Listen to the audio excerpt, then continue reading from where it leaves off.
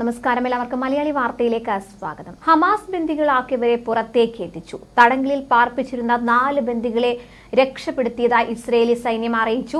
October 7-നാണ് Hamas ഇസ്രയേലിന് നേർക്ക് ആക്രമണം നടത്തുകയും നിരവധി പേരെ ബന്ദികളാക്കുകയും ചെയ്തത്. 3 പുരുഷന്മാരെയും 1 സ്ത്രീയെയുമാണ് രക്ഷപ്പെടുത്തിയതെന്ന് ഇസ്രയേൽ വ്യക്തമാക്കിയിട്ടുണ്ട്.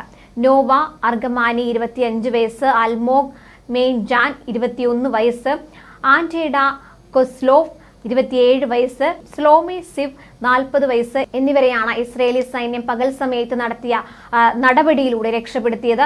രക്ഷപ്പെട്ട ബന്ദികളുടെ ആരോഗ്യം തൃപ്തികരമാണ്. ഇവരെ ഇസ്രയേലിലെ ടെൽ ഹഷോമറിലെ ഷെയ്ബ മെഡിക്കൽ സെന്ററിലേക്ക് മാറ്റി. 2 വ്യത്യസ്ത പ്രദേശങ്ങളിൽ നിന്നാണ് ഇവരെ മോചിപ്പിച്ചതെന്ന് സൈന്യം കൂട്ടിച്ചേർത്തു. അഭയാർത്ഥി ക്യാമ്പിൽ പാർപ്പിച്ചിരുന്ന ബന്ദികളെ മോചിപ്പിക്കാനുള്ള ദൗത്യത്തിനിടെ 210 പലസ്തീൻകാർ കൊല്ലപ്പെട്ടു. 100-ലേറെ പേർക്ക് പരിക്കേറ്റിട്ടുണ്ട്. ഇസ്രയേലിന്റെ ഒരു സൈനികനും കൊല്ലപ്പെട്ടു. ഇസ്രയേലിൽ കടന്നുകയറിയ ഹമാസ് തോക്കു ചൂണ്ടി നോവയെ ബൈക്കിൽ കയറ്റിക്കൊണ്ട് പോകുന്നതിന്റെ ദൃശ്യങ്ങൾ ലോകത്തെ ഞെട്ടിച്ചിരുന്നു. തന്നെ കൊല്ലരുതെന്ന് പറഞ്ഞ യുവതി ജീവന് വേണ്ടി യാചിക്കുന്നതും ദൃശ്യത്തിൽ കാണാമായിരുന്നു. ആ നോവയെയാണ് ഇപ്പോൾ തിരിച്ചു കിട്ടിയിരിക്കുന്നത്. അന്ന് ഒപ്പമുണ്ടായിരുന്ന നോവയുടെ സുഹൃത്ത് അവി നഥാൻ ജീവനോടെയുണ്ടോ എന്ന് വ്യക്തമല്ല.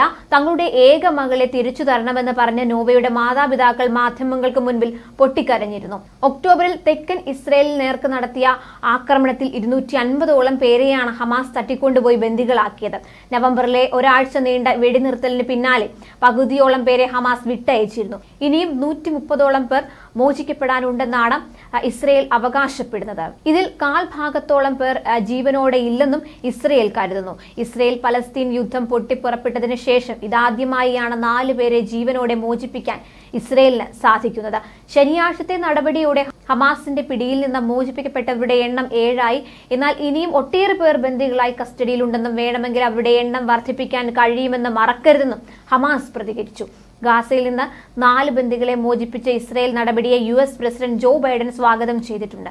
അതേസമയം ഗാസ മുനമ്പിലെ സ്കൂളിൽ പ്രവർത്തിച്ചിരുന്ന ഹമാസ് കോമ്പൗണ്ട് എന്ന് വിളിക്കുന്ന സ്ഥലത്തെ ലക്ഷ്യമാക്കി ഇസ്രയേൽ സൈന്യം വ്യാഴാഴ്ച നടത്തിയ ആക്രമണത്തിൽ 39 പേരാണ് കൊല്ലപ്പെട്ടത്.